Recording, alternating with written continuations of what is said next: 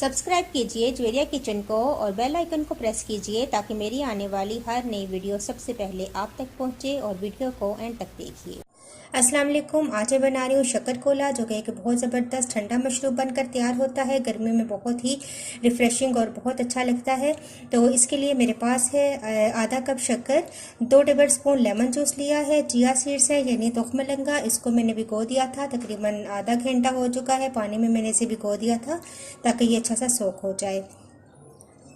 1 से 1.5 लीटर मैंने पानी लिया है। इसके अंदर मैं ये शक्कर डाल दूंगी और इसको अच्छा सा मिक्स करूंगी। साथ ही मैं इसके अंदर लेमन जूस भी डाल दूंगी और तुखमलंगा के तकरीबन 2 बड़े चम्मच भरकर मैं इसके अंदर डाल दूंगी।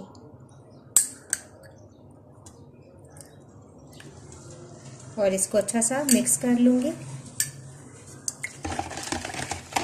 तो शक्कर-कोला तैयार है। अब हम गिलास में इसको निकालते हैं।